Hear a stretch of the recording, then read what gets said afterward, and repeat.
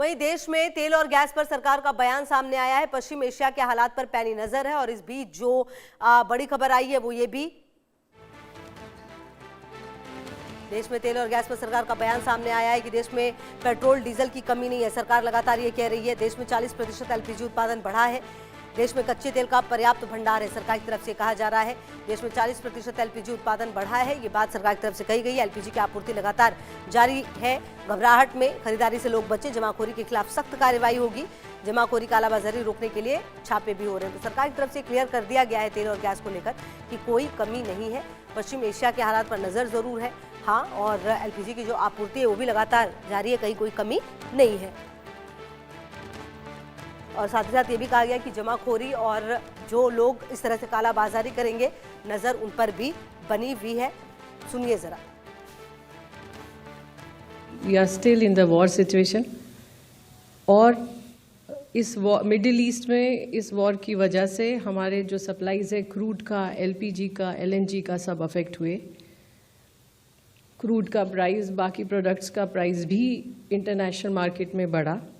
But Bharat सरकार ने कई स्तर पर कई इम्पॉर्टेंट डिसीजंस लिए और इस सिचुएशन को बहुत इफ़ेक्टिवली मैनेज करने के लिए आज की तारीख में we have sufficient crude inventories और अगले 2 महीने के लिए supplies have been lined up. Situation is comfortable with respect to LPG and PNG also. हमारी रिफाइनरीज 100% या उससे भी ज़्यादा कैपेसिटी पर ऑपरेट कर रही हैं और domestic production of LPG has increased by almost 40%। LPG आप जैसा जानते हैं कि we have a huge import dependency और इसका 90% जो आ रहा था वो स्ट्रेट ऑफ हॉर्मूज से आ रहा था। इसलिए भारत सरकार ने निर्णय लिया कि डोमेस्टिक कंज्यूमर्स को प्रायोरिटाइज किया जाएगा और इसी क्रम में उनको प्रायोरिटाइज करते हुए कमर्शियल सप्लाईज को सबसे पहले कुछ समय के लिए रोका गया। उसके बाद बहुत कैलिब्रेटेड डिसीजन लेते हुए पहले 20% कमर्शियल सप्लाईज को रेस्टोर किया गया। उसके बाद 10% based on ease of doing business for the expansion of PNG network। उसके बाद भारत सरकार ने इसको 50% किया और आज इसको 70% किया गया है। इन सभी प्रयत्नों के फलस्वरूप